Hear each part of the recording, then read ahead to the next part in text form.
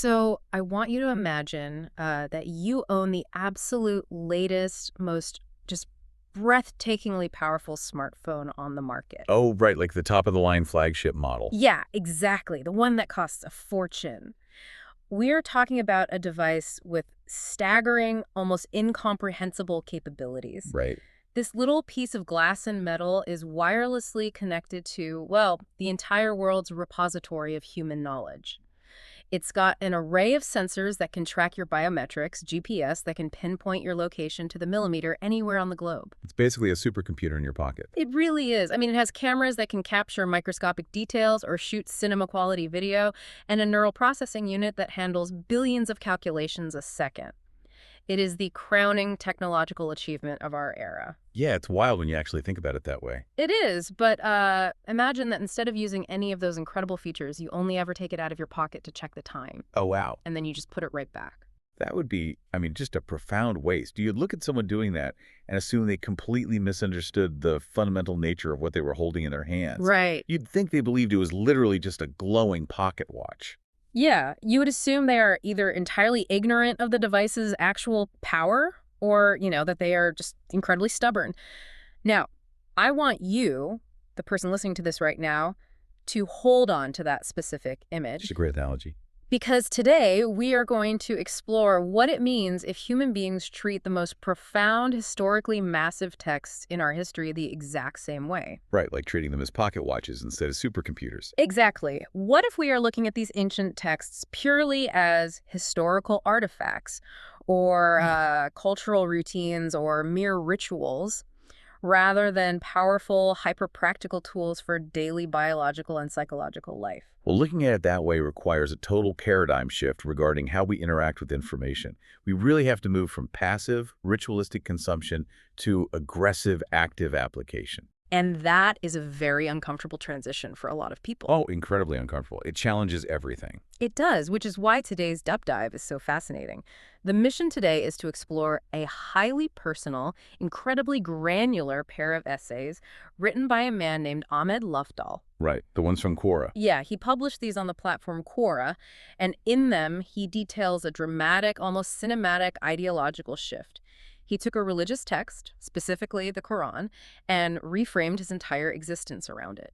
And we really mean his entire existence. Oh, completely. He stopped reading it as just a metaphysical or, spiritual or poetic book and started reading it as a literal, practical, scientific instruction manual for absolutely everything in his life. I mean, everything, from his psychological framework to the literal oils he cooks his food in. Before we delve into the mechanics of how Lafdal actually executes this in his daily life, it is absolutely crucial that we set some ground rules for you, the listener, as we unpack this material. Yeah, definitely. That's a really important point to make right up front. Right, because our primary goal in this deep dive is to impartially report on the author's deeply personal viewpoints, his internal logic, and the architecture of his specific worldview. We are not here to endorse the religious doctrines, the theological claims, or the highly controversial scientific and dietary conclusions that he presents in his essays. Exactly. Our objective is simply to unpack his paradigm shift so that you can understand how someone constructs this kind of reality. We are examining the blueprint of his belief system, not validating the structural integrity of the building materials. Okay, let's unpack this, because to understand where Lafdal ends up, which, spoiler alert, involves eating rendered camel fat and aggressively boycotting modern agriculture. Yeah, it goes to some very unexpected places. It really does. But to understand that, we really have to understand where he started, and his starting point is probably going to sound incredibly familiar to a large portion of our audience today. I think a lot of people will see themselves in his earlier life, for sure. Yeah, he describes his former self as a man of science. He was deeply invested in the hard sciences, physics, chemistry, observable phenomena. He was highly skeptical of anything metaphysical. He was, by his own frank admission, living a secular life focused entirely on pleasure, intellectual curiosity, and personal satisfaction. He paints a picture of a man who believed he was completely, utterly free. Right. He studied physics and chemistry not because he was trying to unlock the secrets of the divine, but simply because he found them intellectually stimulating. Yeah, he just enjoyed them. Exactly. He made his own choices, chased his own desires, and lived without any sense of divine accountability. There was no watcher looking over his shoulder. He considered himself the undisputed captain of his own ship, navigating entirely by his own internal compass. But then, 17 years ago, that ship hits a massive hidden iceberg. And what's wild is that it wasn't some grand philosophical debate with a university professor No, not at all. or a near-death experience that flashed his life before his eyes. It was a remarkably simple, almost mundane interaction. He recounts a conversation with a very simple, sincere person who asked him an incredibly blunt, direct question. And it just stopped him in his tracks. It really did. The person asked, "Do you believe the Creator sent a man in the desert with a message for all humanity?" And then followed it up with, "Do you actually believe this universe has a creator and that this text is his word?" It's such a disarming question because it cuts right through all those abstract, intellectualized debates about physics or metaphysics that Lofdal was used to having. Right, it doesn't leave room for philosophical maneuvering. Yeah, it forces a binary choice. It demands a yes or no. And Lofdal says that for whatever reason, in that specific moment in time, he decided not to dodge the question. Which is huge because it's so easy to just brush that off. Exactly. But he decided to face it head on, even though he knew deep down that answering yes would fundamentally threaten his entire lifestyle of consequence-free pleasure. And the psychological fallout of that realization is where Lofdal introduces a profound framework for understanding human motivation. He contrasts two specific concepts, Hawa and Nafs. Okay, yes. And understanding these two terms is critical to understanding absolutely everything he does subsequently. Let's break those down, because to a modern listener, those might just sound like abstract theological terms, but he applies them like psychological diagnoses. He really does. So Hawa essentially translates to our fleeting desires, our whims, our impulses. It's the things we want in the moment. Like getting a coffee because you saw a commercial or buying a new gadget. Exactly. It's the pursuit of money, the craving for fame, the drive for physical pleasure. But Lofdal pushes it further. He says even the desire to study chemistry simply because you find it fun or intellectually stimulating is a form of Hawa. Oh, wow, really? Yeah, he views it as an appetite. Nafs, on the other hand, refers to the actual fundamental self, the true soul, the core essence of the human being beneath all the conditioning and all those appetites. So if we translate this into modern psychological terms, Hawa sounds a lot like the dopamine feedback loop. That's a great way to look at it. We constantly chase the next hit of satisfaction, the next novelty, the next pleasure. And Lofdal argues that most of us are walking around completely confusing our dopamine hits for our actual identity, right? That is the core of his critique of modern psychology, yes. He argues that when people today say they are trying to find themselves, or when they hit a midlife crisis and feel a profound sense of psychological or intellectual loss, what they're actually experiencing is confusion about their Hawa. They just don't know what they desire next. Right. The old whims stopped providing satisfaction, the dopamine receptors are burned out, and so they feel lost. They think they know themselves, but they only know their appetites. That is intense. True self-discovery, discovering the Nafs, requires a completely different framework. It requires stepping entirely outside of your desires. Okay, I have to pause here and really push back on this on behalf of our listeners, because this flies directly in the face of everything we are taught in modern Western society. Oh, completely. It's almost offensive to our modern sensibilities. Right. Isn't freedom the ultimate goal? The ability to choose your own path, follow your passions, decide what you want to do with your life, express your authentic desires. Why would this author argue that our perception of freedom is fundamentally flawed? I know it sounds crazy at first. To a lot of people, this sounds like he's advocating for a terrifying loss of autonomy. It sounds oppressive. It absolutely sounds counterintuitive to our modern sensibilities. We place personal autonomy and self-determination at the very apex of the hierarchy of values. But Lafdal uses a brilliant, very grounded analogy to challenge that modern assumption. Okay, let's hear it. He asks us to imagine walking down the street. You walk up to your neighbor's car, which is parked in their driveway. You knock on the window, and you start aggressively demanding that the neighbor drive a very specific route to work. Or, to take it further, you bring over a bucket of neon pink paint and demand that the car must be painted that color right then and there. I mean, your neighbor would call the cops immediately, or at the very least, they'd assume you were having some sort of psychiatric emergency. Exactly. And why would they react that way? Yeah. Because you do not own the car. You hold no legal title to it. You didn't pay for it. You didn't build it. And therefore, you have absolutely no logical or legal right to dictate its use, its destination, or its appearance. Makes total sense. Now, Lafdal takes that exact same undeniable logic and turns the mirror inward. He looks at his own physical body, his own life, and his environment. Uh-huh. He realizes, I didn't create the earth I am walking on. I didn't engineer the atmosphere. I didn't invent the biological structure of the food that sustains me. I didn't even design my own physical body, my nervous system, or the lungs that breathe the air. So he reaches the rather startling conclusion that he doesn't actually own himself. Like, I am not a car that I bought, I am a car that was given to me. He reaches the inescapable conclusion that he is a creation. In his vocabulary, he is owned. The Arabic term he uses a memluka. Owned. Wow. And therefore, if he's owned by a creator, then trying to dictate the trajectory of his own life based purely on his own fleeting desires, his Hawa, is just as illogical, just as arrogant, and just as absurd as trying to dictate what happens to the neighbor's car. That is a tectonic shift in perspective. It completely flips the script from I am the master of my fate, the captain of my soul, to I am a tenant in a biological machine and a universe I didn't build, and I don't hold the deed to the property. It fundamentally and systematically dismantles his illusion of freedom. He realizes that what he thought was bold, autonomous freedom was actually just blind, slavish obedience to his own biological impulses and his own whims. Yeah, that's heavy. And the realization of being owned leads to a terrifying, immediate secondary conclusion for him. He realizes that if there is an owner, the owner has set rules for the property. Right, there's a lease agreement. Yes, there is liability, there is accountability. He concludes that if he were to die at that very moment, his current trajectory, living solely for his own pleasure, completely ignoring the Creator's parameters, would lead him straight to hell. It's a moment of absolute existential panic. To use the analogy, he realizes he's driving a highly expensive rental car 90 miles an hour off a cliff, and he is going to be held fully liable for the catastrophic damages by the rental company. Exactly. He realizes he desperately, urgently needs the owner's manual to correct his course before the crash happens. Which bridges us directly into the intellectual problem he faces next. Because having an existential crisis and realizing you need a manual is one thing, but how do you solve it? Yeah, how do you find the right one? Right. If he needs the manual, he has to identify which text among the thousands of religious and philosophical texts in human history is actually from the manufacturer. Because there are a lot of texts out there claiming to be the definitive manual.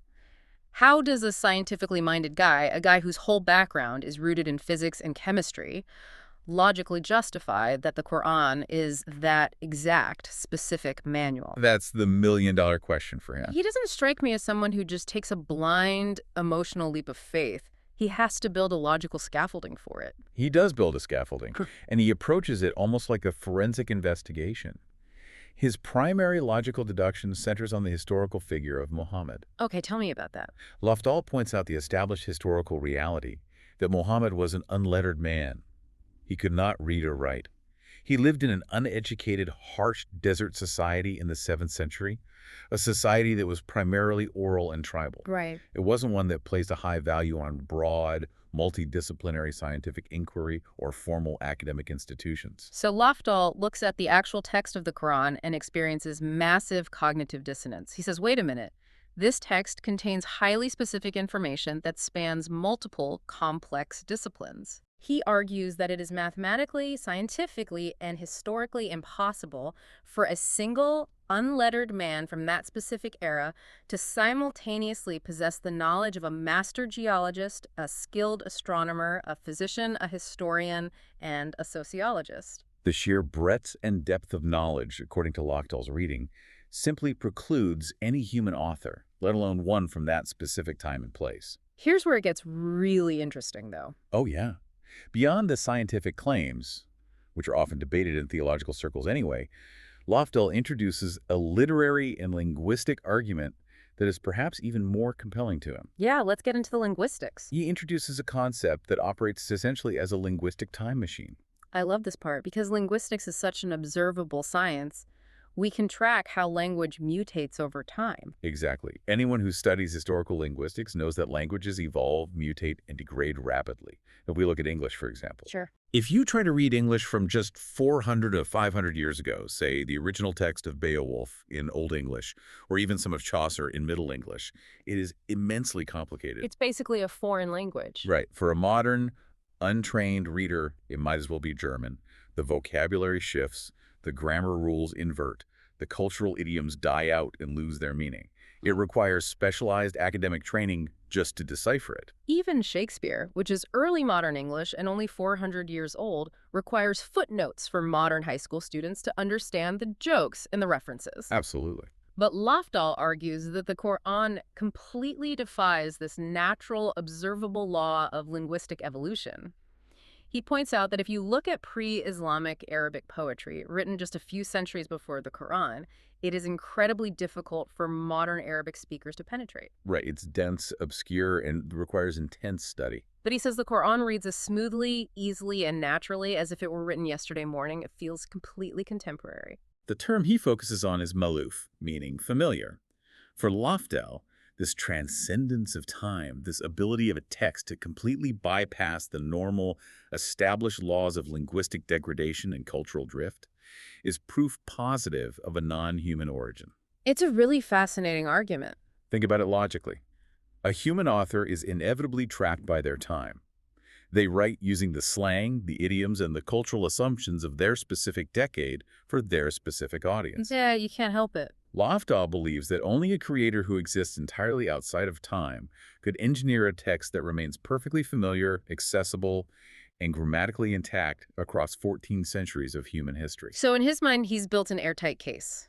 He has forensically identified what he believes is the undeniable manufacturer's manual. Yes, that's his foundational truth now. Now, to explain how this revelation changes his behavior regarding his old love science, I want to introduce a slightly different analogy to build on what he's saying. Go for it. Let's say you are a computer technician and you are trying to figure out why a highly complex, custom-built supercomputer is constantly crashing. You don't have the schematics. Okay. So you start experimenting, you probe the motherboard with a multimeter, you test the voltage, you swap out RAM sticks, you take educated guesses, you are refining your theories through trial and error. That is essentially the scientific method, right? It is the essence of experimental science.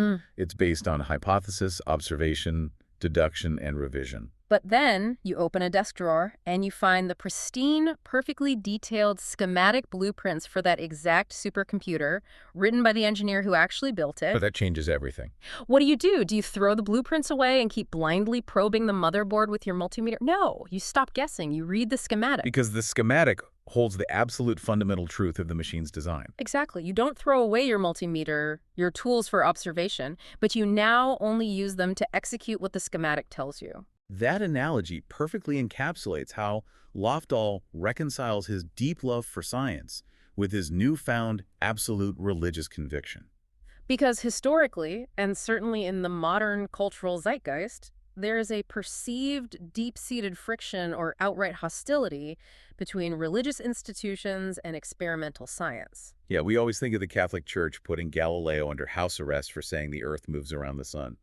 We see science and religion as rival epistemologies. Right, they're supposed to be enemies. But Lofdal's framework completely short-circuits that conflict. Because you would assume that finding the ultimate infallible manual would make a person reject science entirely. You'd assume he becomes a total fundamentalist who just ignores the physical world. Far from it. In Lofdal's view, the manual actually commands you to look at the machine. It explicitly instructs the reader to observe the physical universe, to ponder the creation of the heavens, to study geology, embryology, and astronomy. Oh, I see. So he doesn't discard experimental science at all. Instead, he reorganizes his epistemology. He simply demotes experimental science to a secondary, subordinate tier of reliability. Okay, so if experimental science and the manual happen to agree, fantastic. The multimeter confirmed the schematic. Exactly. But if modern science and the manual fundamentally disagree on a fact, the manual wins by default. Because the manual is the absolute truth from the manufacturer, and science is just the technician probing the board and making a faulty guess. You've got it. Experimental science is highly useful, it's necessary for progress, but it's fundamentally inherently fallible because it relies on human observation. And humans mess up. All the time. And human observation is limited by our senses, our biases, and the technology of our era. The manual, in his paradigm, represents absolute, infallible, unchanging truth. So his foundational bedrock shifts from what can I observe today to what does the creator state eternally? Okay, conceptually, philosophically, I'm tracking with this. Treating a profound ancient text as an infallible manufacturer's manual sounds like a really powerful, grounding psychological shift. It gives you an anchor. It does. But I have to ask how this actually looks in Lofdal's day-to-day life. Because theology is easy when it's abstract. Oh, absolutely. How granular does this get? Is he just using it for moral guidance, like, don't lie, be kind to your neighbor? Or is he literally consulting this 7th century text before he walks into a modern grocery store? It gets incredibly, almost shockingly granular. He takes this concept of the manual entirely out of the realm of pure metaphysics, poetry, and theology, and he drags it directly into his kitchen. Literally into his kitchen. Literally. He starts applying ancient verses to his physical cellular biology. We have to look at the specific example he gives in his essays, because when I read this, it absolutely blew my mind. It's quite the case study. He zeroes in on a very specific passage, Quranic verse 16.5. And this verse essentially states that grazing livestock, specifically animals like camels, cows, sheep, and goats, were created by God, and that they hold numerous benefits for humanity, specifically including that humans are meant to eat from them. Now let's look at how a standard, modern, even religious reader might view that text. Right, they'd probably just skim it. Exactly. They might view it simply as a historical acknowledgement of agrarian life, a nod to the fact that ancient people needed sheep to survive, or perhaps just a general poetic statement of gratitude for food sources. But remember Lafdal's new rigid paradigm. This is not poetry. No, not to him. This is a literal scientific instruction manual written by the entity who engineered the human digestive system. Therefore, if the manual explicitly states that livestock has numerous benefits and is explicitly designed to be eaten, that is not a metaphor. That is an absolute biological scientific fact. So what does he do? He initiates what I'm going to call the Wadak experiment. The Wadak experiment, yes. Because the manual explicitly highlights the benefits of these specific animals, he decides to completely and aggressively overhaul his entire diet. He completely ditches all modern plant-based industrial vegetable oils. He just throws them all out. Throws them out. The canola oil, the soybean oil, the sunflower oil, the corn oil, gone. Instead, he switches his primary dietary cooking fat to something called Wadak. For those listening who might not be familiar, Wadak is essentially purely rendered animal fat. In Lafdal's specific case, he mentions using the melted hump fat of a camel, which is rendered down over heat and then left to solidify. It is a dense, highly saturated, single-ingredient animal fat. Okay, I have to stop you here and play the voice of the skeptical modern listener because this is wild. I know, it sounds crazy. Replacing all your vegetable cooking oil with pure solidified camel hump fat. Modern cardiology, the American Heart Association, almost every mainstream nutritionist of the last 50 years would scream that this is a one-way ticket to a massive coronary event. Yeah, they would lose their minds. We have been told since the 1960s, since Ansel Keys and the diet heart hypothesis, that we must severely limit saturated animal fats and replace them with plant-based seed oils to keep our cholesterol down and protect our heart health. What he is doing is considered medically dangerous by modern standards. How does he justify this physically, not just theologically? And that profound clash between modern medical orthodoxy and his actions is exactly where Lofdal's tier system of knowledge is stress-tested.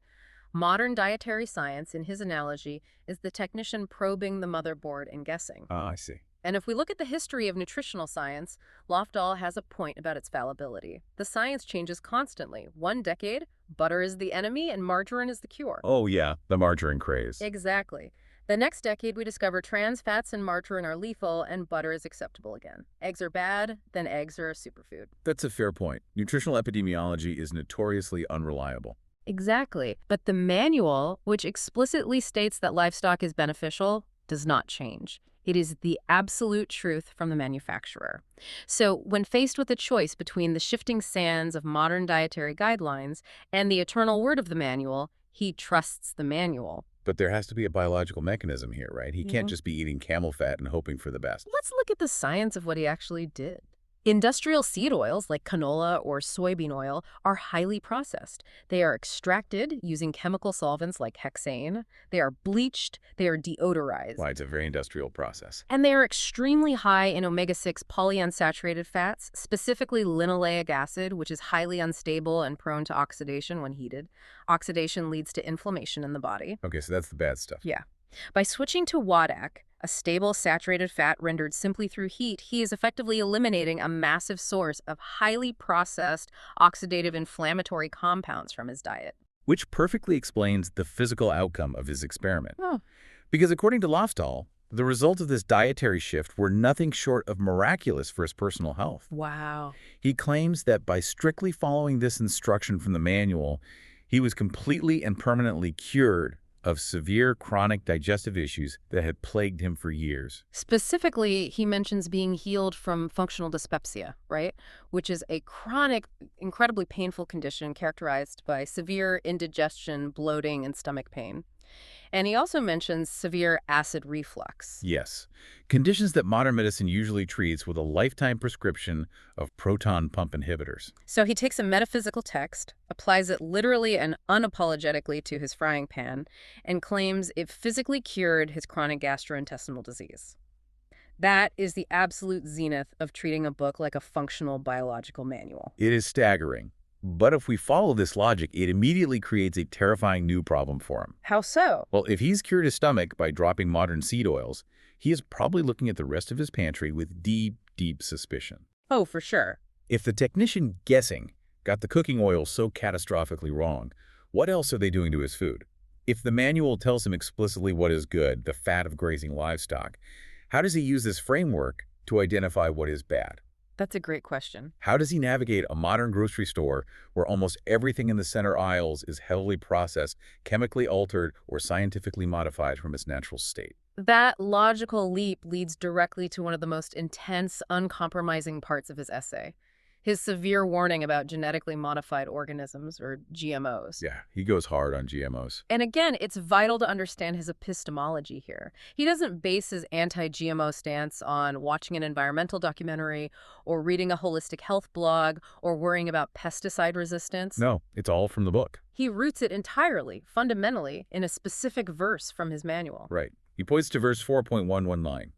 In this passage, Satan is described as having a conversation with God, making a series of arrogant promises about how he's going to mislead and corrupt humanity. And one of the specific, explicit promises Satan makes is that he will command humans and they will change the creation of Allah. Change the creation.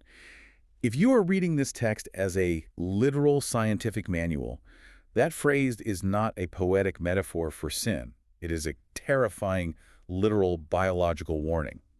Let's look at the biological mechanics of what a GMO actually is to understand why this triggers such a massive alarm for him. We aren't talking about a farmer selecting the best seeds from his crop. No, it's way beyond that. Genetic modification, often using technologies like CRISPR or utilizing agrobacterium to insert foreign DNA into a plant, involves taking the genetic code of one distinct species, say a bacteria that produces a pesticide, and literally splicing it into the DNA of an entirely different species, like a corn plant. You are engineering an organism that could never, ever occur in nature. Exactly. And when Lafdal looks at that landscape of modern agricultural science through the lens of verse 4.119, he doesn't just see a questionable, perhaps risky scientific practice. He sees the literal, direct biological fulfillment of Satan's ancient promise. He sees scientists actively, proudly altering the base code of the creator's design. So to him, eating a GMO tomato or GMO corn isn't just a potential long-term health risk. It isn't about avoiding tummy aches. It is actively participating in a demonic rebellion against the manufacturer's original perfect design. But wait, agriculture has been changing the genetics of plants and animals for thousands of years? We don't eat the same tiny, hard wild corn or the skinny wild chickens that our ancestors did. Does Lafdal just reject all of agriculture? Does he think any human intervention in farming is satanic? This is where his reading of the text proves to be highly analytical and surprisingly nuanced. He doesn't throw the baby out with the bathwater.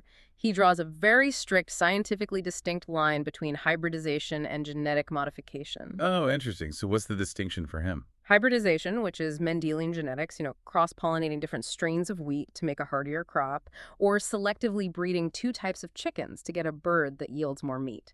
He views that practice as entirely permitted. Okay, so that's allowed. He argues that the manual and the surrounding traditions allow for humanity to improve upon what is there, provided they use natural means. Hybridization works with the manual's raw materials. It relies on the reproductive systems the creator already designed. It's using the existing Lego bricks to build a better house. Exactly. But genetic modification? Genetic modification is taking a blowtorch to the Lego bricks and melting plastic from a toy car into them. That is spot on.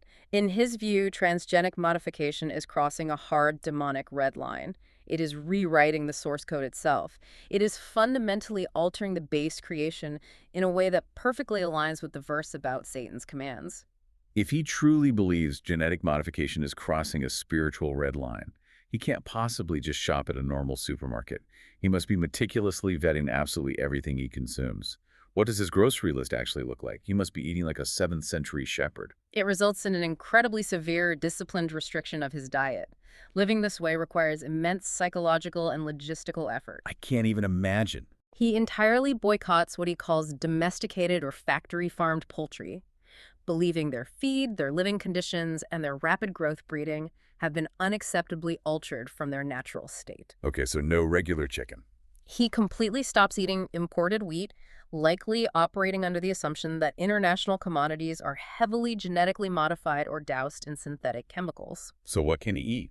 He strictly limits his consumption to the livestock explicitly mentioned in the manual, like the camels and sheep we discussed earlier.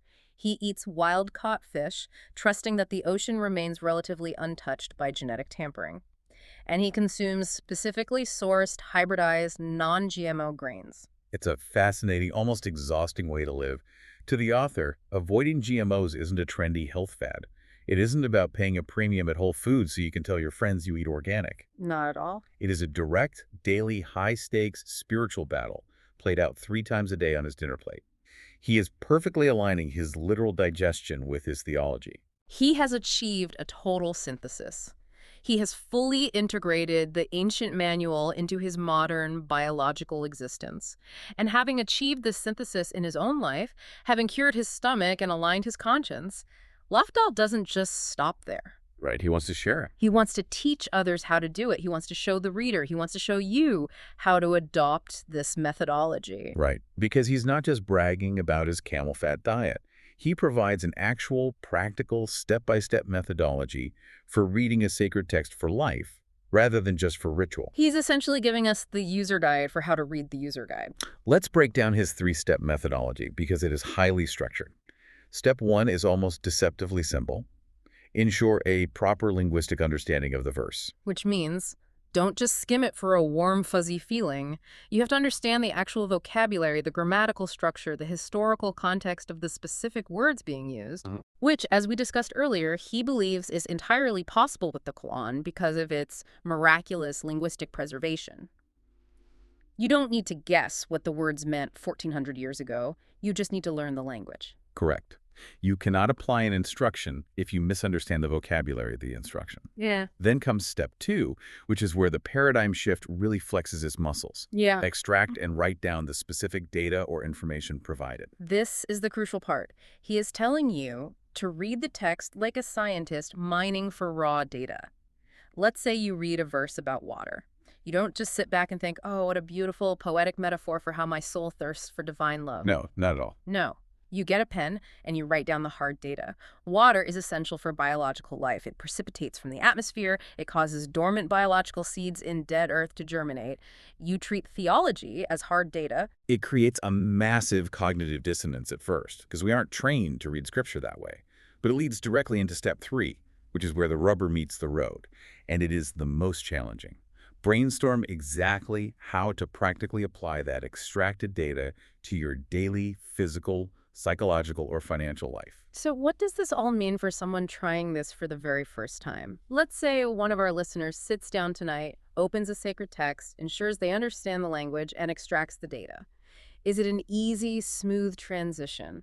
Lafdal is highly realistic, almost blunt about this. He warns his readers that there are 3 major, formidable barriers to entry when you attempt to fundamentally change how you interact with the sacred text.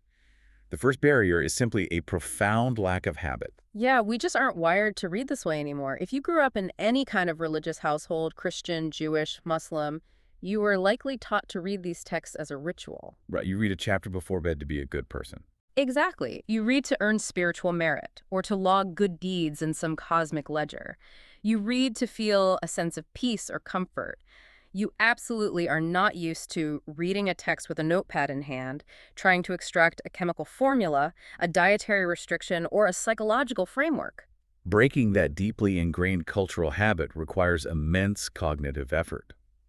The second barrier he identifies is the sheer information density of the text. Information density, yeah. Because it is the manufacturer's manual, Lafdal argues it is incredibly, overwhelmingly rich. He warns that a reader might sit down with the best intentions, read the very first sentence, and need to pause for hours or even days just to map out all the practical, cascading applications of that one single phrase. It can cause analysis paralysis. It is the exact opposite of light, breezy reading. If every word is from the creator, then no word is filler.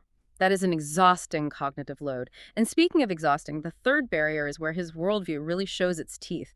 He warns of active spiritual pushback. Yes, because he firmly believes this manual is the ultimate, indispensable tool for human salvation and earthly success, he also believes that antagonistic spiritual forces, namely Satan, will actively, aggressively try to stop you from using it properly. If we look at this psychologically, we could describe this pushback as the brain's natural resistance to forming new neural pathways. The brain hates burning calories to learn hard things, so it makes you feel tired or distracted when you try to change a core habit. You could frame it that way psychologically, sure, but Lofdal views it quite literally. He warns that you will face sudden, inexplicable distractions. Your phone will ring. You will experience sudden, heavy doubts about the process. Or just get really sleepy. Or most commonly, you will feel a sudden wave of immense, crushing fatigue the exact moment you try to read the text for practical data extraction, rather than just mindless melodic recitation. He genuinely believes the enemy doesn't mind if you read the book, as long as you treat it like a pocket watch. Read it all day long, memorize it, sing it, just don't actually understand how to use its features to change your life. Precisely. The enemy fears the application, not the recitation. And this leads to Lofdal's final, deeply challenging plea to his readers. He throws down an absolute gauntlet. He really does. He essentially looks the reader in the eye and says, prove it. He challenges anyone who claims to read the text and a practical manual to answer one simple, brutal question. Tell me one specific piece of information you extracted from your reading today, and tell me exactly, practically, how you applied it to your life today. It's a brilliant, uncompromising pedagogical move. It prevents the reader from just nodding along intellectually with his theory. It forces them into immediate, tangible action. Put up or shut up. Exactly. If you can't name one thing you changed today, what you ate, how you spent your money, how you spoke to your spouse, based on your reading, then you are lying to yourself. You are still just treating the supercomputer like a pocket watch. It is an incredibly demanding standard to live by. So to bring all of this massive amount of information together, we've followed Ahmed Loftdal on this extraordinary intellectual, physical, and spiritual journey. We have. We've witnessed a man transition from a lost, secular, pleasure-seeking physics enthusiast who thought his autonomy made him free, to a man who found total, uncompromising clarity. Yeah, he really found his anchor. And he found that clarity through a massive act of submission.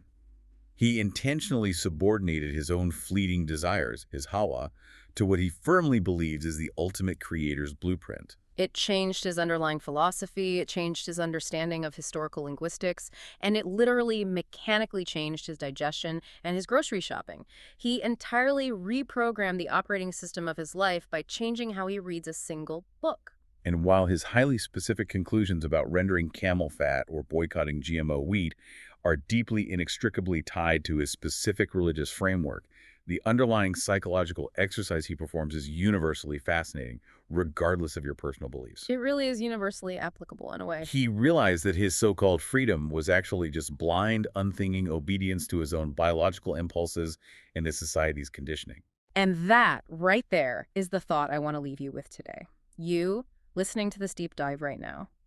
Lofdal realized he was blindly following his own desires, his Hawa, and he was mistaking that blind obedience for freedom. He found his manual, and he submitted to it consciously. It's a powerful realization. So I want you to ask yourself, whether you are deeply religious or entirely secular or somewhere in between, what is the instruction manual you are subconsciously following in your own life right now without even realizing it? It's a vital, uncomfortable question. Because human beings are not built to operate without a framework. We are all following a manual of some kind. Exactly. We all have a set of rules we obey. Think about your life. Are your daily choices, what you choose to eat for breakfast, the brands of clothes you buy to signal your status, the career path you value, the way you spend your precious free time? Are those choices genuinely, truly a reflection of your own independent, autonomous freedom? Or is it something else? Right. Or, if you strip away the ego and look closely, are you just blindly following the invisible manuals written by social media algorithms that hack your dopamine? Are you following the invisible manual of your culture's expectations? Are you just obeying the manual written by billion-dollar marketing campaigns designed to confuse your Hawa with your Nafs? Are you actually the captain of your ship, steering by your own compass? Or are you just letting the prevailing winds of your culture push you wherever they want and arrogantly calling it freedom? It really makes you think. Because if you are holding a supercomputer in your hand, you really, really ought to know who programmed the software you're running. And you ought to know if you're using it to change the world or just to check the time. Well, thank you so much for joining us on this deep dive. It's been an absolute pleasure to unpack this complex framework with you. Keep questioning your assumptions and keep exploring. We'll catch you next time.